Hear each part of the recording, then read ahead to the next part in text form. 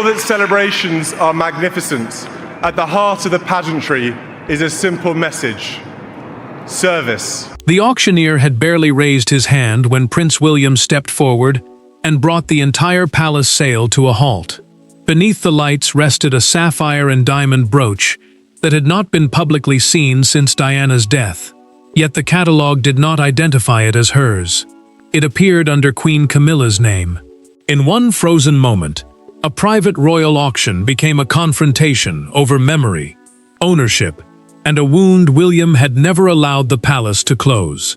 Before we go deeper into what this really means for the royal family, make sure to subscribe so you don't miss a single update. William did not hesitate. He moved toward the table, ordered the auction stopped, and demanded that the doors be sealed until the jewel's ownership could be proven. The private palace auction, a closed sale of royal belongings judged unnecessary, had been presented as routine. Every piece had supposedly passed legal review. That promise now meant nothing before a single bid landed.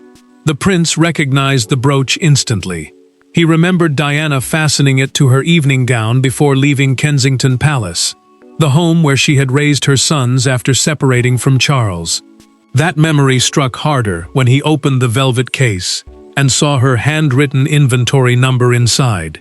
The jewel had not been forgotten. Someone had known exactly whose it was. Camila sat only a few chairs away. She looked at the sapphire, then at William, but he refused to meet her eyes. The queen consort, the title used for a king's wife, remained silent as the room tightened around her. Her name stood in the catalogue. His mother's name did not. The auctioneer slowly lowered his hammer without letting it touch the desk. William placed one hand over the case and spoke with cold certainty. "This item does not leave the palace." Staff closed the doors. Guests stopped whispering only when he turned toward them, his anger now impossible to mistake. The catalogue carried a transfer date from years after Diana's death. That entry suggested something deliberate. The brooch had been moved into a collection linked to Camila, not merely mislabeled. When William demanded the original ownership card, an official produced only a replacement form signed under an archive code, a hidden reference shielding the household officer involved. Then the prince saw another mark. The same code appeared beside more objects connected to Diana. One brooch had stopped the auction, but it had also opened a trail. What began with one sapphire jewel was about to uncover a far more personal struggle, because behind every altered label stood three people carrying three very different versions of Diana's legacy. To the auction staff, it was an ownership dispute. To William, it was the sudden return of a childhood memory he believed had been protected. To Camila, it was an accusation made before she had been given the chance to defend herself. And to King Charles, summoned after the sale was stopped, the jewel represented something even more dangerous. Proof that the past he had spent decades trying to contain could still divide his family with a single flash of blue stone. William remained beside the sealed case, unable to treat the brooch as a simple object. Diana's jewelry carried more than financial value. Each surviving piece held fragments of her voice, the pressure she endured in public, and the private moments she shared with her sons before her death. The Princess of Wales, the title once held by the wife of the heir to the throne, had left behind memories that no palace inventory could measure. Camila felt the accusation before anyone spoke it aloud. She had spent years building a place within the royal family while living beneath the shadow of the woman who came before her. Now Diana's brooch had appeared beneath her name, turning old suspicion into a direct family wound. Alone with an aide, she removed her glasses, pressed her fingers against her forehead, and said, "I never requested that jewel." The queen repeated the words, but even she knew the records told a harder story. Charles entered the sealed auction room and stopped when he saw the sapphire. William watched his father's face change. The king recognized the piece immediately, yet several seconds passed before he could speak. That silence revealed more than any prepared statement. The brooch carried memories he had never truly confronted, and the monarch understood that his son was no longer asking about paperwork alone. William asked the question without softening it. "Did you know it had been moved?" Charles looked toward the case and answered carefully. "I knew some pieces were reorganized. I did not know this was among them." The prince heard uncertainty, not reassurance. His mother's identity had been removed through palace administration, and to him, that felt less like an error than an erasure. Camilla insisted the jewel had never been kept inside her personal collection. Yet palace insurance records showed that the brooch had remained under her household account for several years.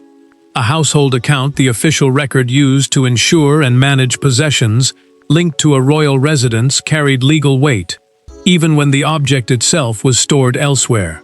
Catherine later spoke to William in private. She told him that Diana had once intended the brooch to pass to a granddaughter, meaning the jewel already had an emotional destination. The future queen repeated that the wish had been known inside the family, making its appearance at auction even harder to explain. The question was no longer who owned the brooch. It was who had first ordered Diana's name removed. To understand how the jewel reached the auction table, William would have to return to the exact night when a quiet decision inside the palace became the point of no return. The trail did not begin at the auction. It began 3 years earlier, after midnight, inside a private jewelry archive beneath Clarence's house. That evening, a routine inventory became something far more consequential. A senior custodian opened a velvet case, found Diana's handwritten identification card, and placed it beside a new ownership form bearing Camilla's household code. One signature later, the brooch vanished from the former princess's archive, not physically, but officially. From that moment, the jewel belonged to a different history. Charles had been told the review was routine. Several privately owned pieces were being moved between palace archives to improve security, insurance, and record-keeping. A jewelry archive, the protected system used to store and track royal valuables, depended on precise ownership labels. Yet Diana's collection had never been simple. Some pieces belonged to her sons, some were protected heirlooms, and others were waiting for a final family decision. That confusion created the perfect opening. The senior custodian placed a file before the king and claimed the sapphire brooch had no surviving beneficiary designation. Charles read the page slowly. Camilla remained beside him and suggested placing the jewel temporarily under her household's insurance account until its future could be clarified. The queen said it would stop the brooch from being lost between households. Her words sounded practical. Their effect would prove devastating. Charles held the fountain pen above the temporary transfer authorization. That document, a written permission allowing an item to be managed elsewhere for a limited period, should never have changed permanent ownership. He hesitated, then signed. The king believed he was solving an administrative problem. Instead, he quietly separated Diana's name from an object filled with meaning. Camilla never asked to wear the brooch. She never requested that it be sold. But the queen consort also failed to insist that Diana's identity remain attached to it. Her silence became part of the decision. And years later, William would see that silence as a choice. Months passed before the deeper change occurred. Someone removed the temporary transfer sheet and replaced it with a permanent ownership certificate. Diana's handwritten card disappeared from the main file. The brooch had not moved, yet its history had been rewritten. The same senior custodian later joined the committee preparing valuables for the private palace auction.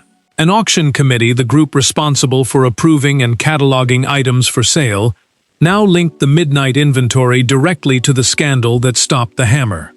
Then William found the detail that changed everything.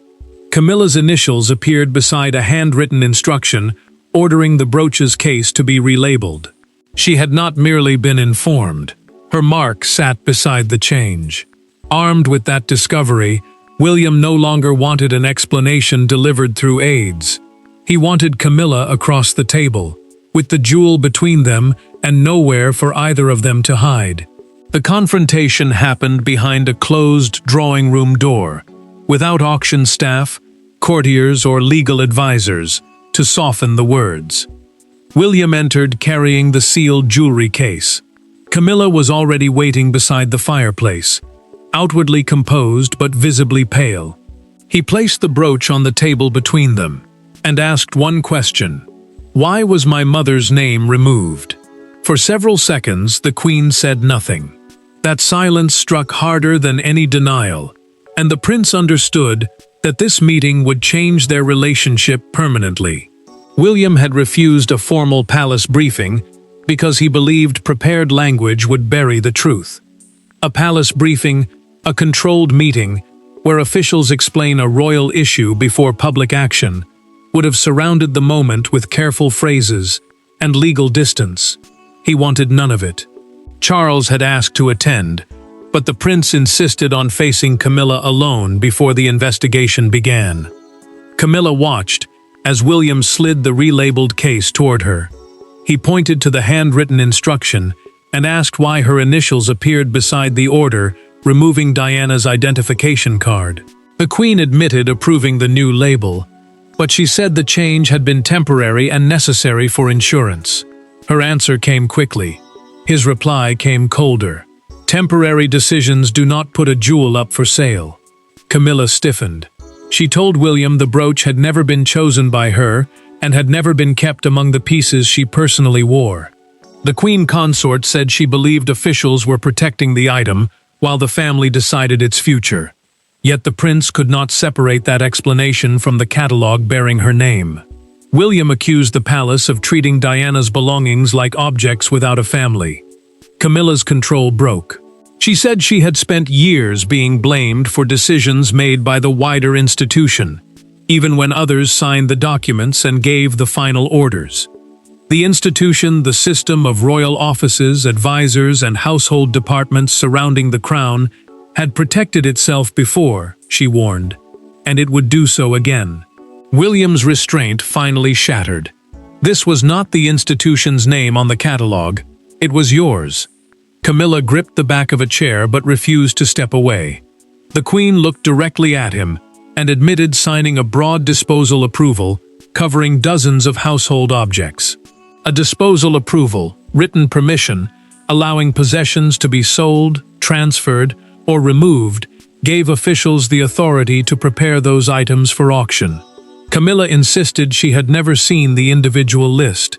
She had not selected the brooch, but her signature had opened the door. Then she revealed the detail that made William fall silent. Charles knew Diana's jewelry records were being reorganized. Camilla could not say whether the king knew her household had gained legal control of the sapphire piece, but his approval stood somewhere inside the chain. William turned toward the door. Camilla stopped him with one final warning. Challenging the sale would expose decisions his father had personally authorized. The conflict had moved beyond Camilla. The signature with the greatest power belonged to Charles, and William was preparing to make the king answer for it.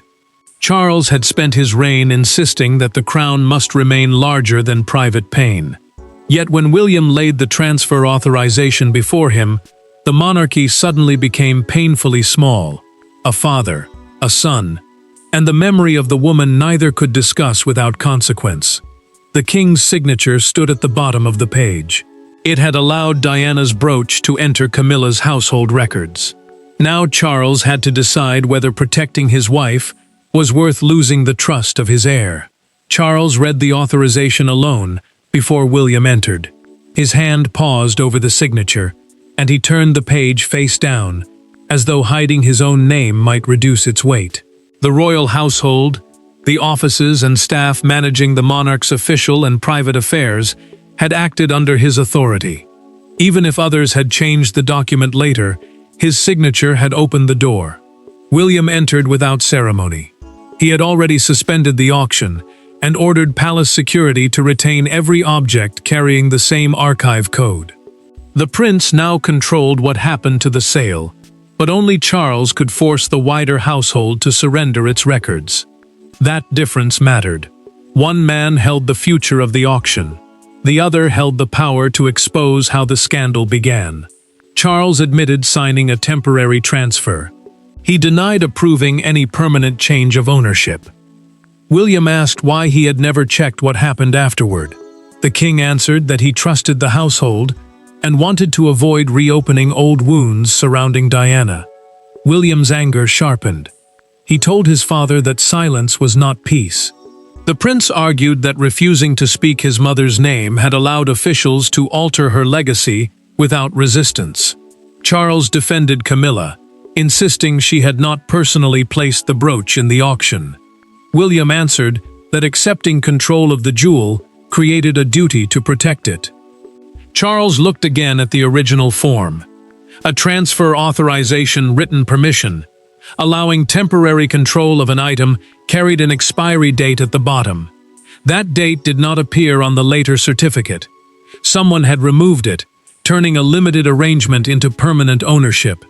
The discovery changed the room. Charles immediately ordered every object from the same inventory review frozen. He stripped the auction committee of its authority and demanded an independent family audit, meaning a separate examination of the records without interference from the households involved. William then received the final detail. A documented internal note showed that the official who altered the record had acted after receiving instructions from a member of Camilla's private office. The Queen's inner circle was now directly connected to the change. Charles did not defend the decision. He looked at his son and said, suspending the auction was only the beginning. Camilla's household would have to surrender every item linked to the disputed transfer. The order traveled through the palace within minutes, and behind one closed door, Camilla learned that the scandal had moved from accusation to consequence. The consequences arrived without ceremony. Security officers entered the Queen's private jewelry storage with a royal warrant, sealed 3 cabinets, and removed the inventory ledgers for examination. Camilla stood nearby, as familiar cases were numbered and carried away. No one accused her aloud. No one needed to. For the first time since becoming queen, she watched palace authority move around her, rather than through her, and understood that William's decision had stripped her of something more fragile than power: trust. Charles's freeze order covered every jewel and valuable transferred during the disputed inventory. A royal warrant and official written order, carrying the monarch's authority, allowed officers to secure the collection, while each object was traced back to its true owner. Camilla temporarily lost control of the affected pieces, and the auction was cancelled completely. Every bid became void. Every specialist connected to the records was contacted. A security officer approached Camilla and asked for the smallest key on her personal ring. She held it for several seconds before placing it in his open hand. The final cabinet was locked. The Queen said nothing, but the gesture carried its own verdict. Something she had once controlled now belonged to the investigation. Camilla remained alone after the officers left. She looked at the empty space where the sapphire case had rested and told her private secretary, "They have already decided what they believe." The Queen repeated that she had never selected Diana's brooch for sale, yet she knew her signature and household account had made that defense harder to accept. Charles arrived later without aides. Camilla accused him of choosing William's anger over his wife's dignity. The king explained that an independent audit, a separate review conducted outside the offices being investigated, was necessary to protect the monarchy's credibility. She answered bitterly that the crown always demanded sacrifice from the person it found easiest to isolate. Charles did not deny her pain, but he refused to reverse the order. He told Camilla that trust could not be restored while questions remained unanswered. The Queen heard the finality in his voice. For the first time, his duty stood openly against her. Investigators soon found 2 more pieces from Diana's collection on the disputed transfer list: pearl earrings and a small diamond bracelet intended for her children. Neither item had reached the auction floor, but the bracelet had been scheduled for private appraisal under Camilla's household account. That discovery changed everything. The sapphire brooch was no longer an isolated mistake. The senior custodian from the midnight inventory was suspended. Camilla's private office lost all authority over future jewelry loans, sales, or transfers. Then Catherine contacted William directly and requested a private meeting without aides. She was carrying a letter written by Diana about the brooch's intended future. As Camilla faced the collapse of her authority, William was about to discover that his mother had already chosen the jewel's destination, and that choice would transform anger into resolve. There were no officials in the room when Catherine handed William the letter. No lawyers, no palace seal. Only two people sitting across from one another as he unfolded a page written in his mother's hand. Diana had described the sapphire brooch as a piece she hoped would one day pass to a granddaughter, not because of its value, but because blue had always made her feel brave. William read the final line twice. His anger did not disappear. It changed into something clearer: purpose. Catherine had found the letter years earlier among personal family papers, kept for William and Harry. It was never treated as a formal will, a legal document stating how property should be passed on after death, but it carried something just as powerful: Diana's personal wishes. The sapphire brooch was meant to remain within her direct family line until one of her granddaughters was old enough to understand what it represented. William kept reading until his hands began to tremble. Catherine moved closer and placed her hand over his wrist, but she did not interrupt him. The princess understood that this was not simply about jewelry.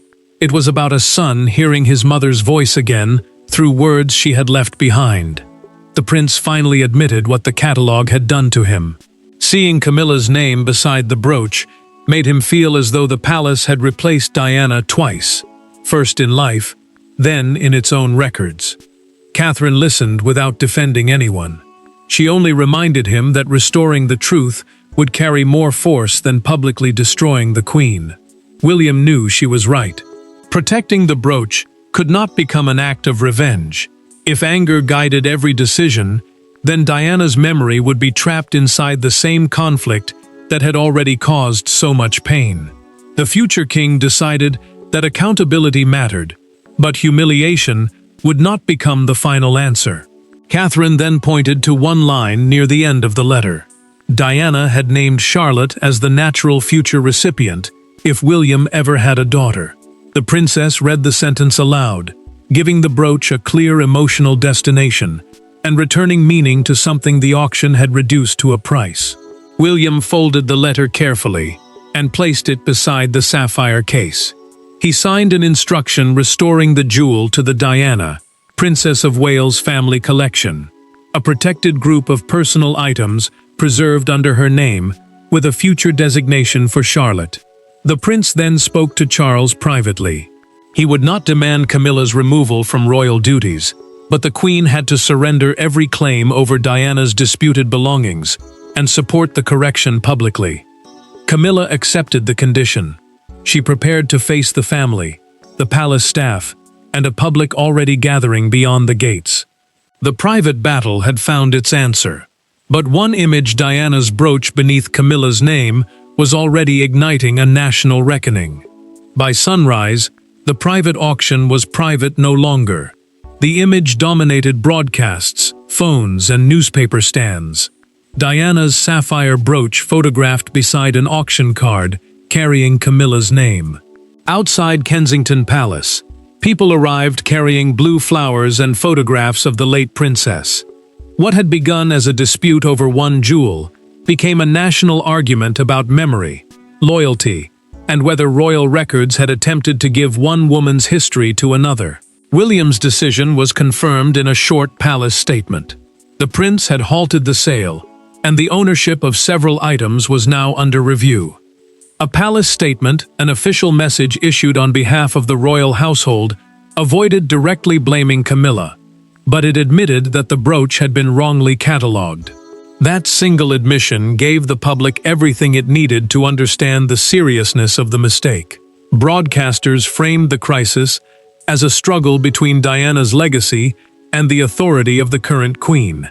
Commentators argued over whether the catalogue reflected deliberate appropriation or reckless palace administration. The debate spread quickly, because the jewel was not just valuable, it had become proof that a name could be removed, even when the memory behind it remained powerful.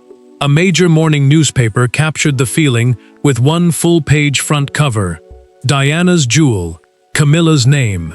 The image appeared in shop windows across London before palace officials finished their first emergency meeting. Outside Kensington Palace, one woman tied a blue ribbon to the gates with the handwritten words, "Her name mattered."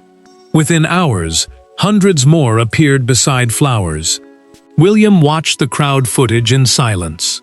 When Charlotte entered and asked why people were carrying blue flowers, he told her they were remembering her grandmother. The princess listened quietly, and the future king understood that the scandal had already moved beyond his own anger. It now belonged to the next generation. Camilla saw the same newspaper cover and felt the public connect the jewel to the deepest controversy of her life. The queen chose not to fight the symbolism. Instead, she signed a written renunciation, a formal document giving up a legal claim covering the brooch, the earrings, the bracelet, and every disputed piece linked to Diana. Charles then ordered the corrected inventory released to the family. The king confirmed that the sapphire brooch had always belonged within Diana's history and should never have entered Camilla's auction account. The consequences were immediate. The jewelry custodian was dismissed. The private auction system was suspended. Future royal sales would require approval from an independent heritage panel and the original owner's direct descendants. Only one meeting remained. The jewel would be returned, apologies would be spoken, and the monarchy would decide what this scandal truly meant. The public had delivered its judgment in blue ribbons and silent remembrance. Now the family had to restore what the catalogue had taken away. The final meeting was not held in an auction room or beneath the machinery of palace authority. It took place with the sapphire brooch resting inside its original velvet case, Diana's name restored to the card beneath it. Charles stood beside Camilla. Catherine remained near William, while Charlotte waited quietly across the table. No one pretended the damage had been harmless. Yet for the first time since the sale was halted, the family was no longer arguing over who controlled the jewel. They were deciding what honor required. Charles had already read the completed audit. The review, a full examination of the ownership records and decisions behind the transfer, confirmed that Diana remained the rightful historical owner. Camilla's household had lost any valid claim the moment the temporary authorization expired. Every other disputed piece was removed from the Queen's records and returned to the family collection carrying Diana's name. The king opened the velvet case and handed it to William. Charles did not blame the dismissed custodian or hide behind palace procedure. He admitted that failing to protect the jewel's identity had been his responsibility, no matter who altered the final record. The monarch had signed the first document. Now he accepted the weight of what followed. William took the case, but did not soften the truth. He told his father that Diana's belongings could never be separated from her name, simply because remembering her made the palace uncomfortable. The prince accepted the apology, yet he refused to pretend that years of silence had caused no damage. Camilla then faced William directly. The queen acknowledged that she had approved the relabeling and failed to ask what that change would mean to him. She surrendered every claim connected to Diana's disputed belongings and admitted that she should have protected the boundary between her own household and the former princess's legacy. William did not offer instant forgiveness, but the future king accepted her words as the first honest recognition of why seeing Camilla's name beside the brooch had caused such pain. The prince then turned to Charlotte. He explained that the jewel had belonged to her grandmother, who wanted it to remain with the women of her family.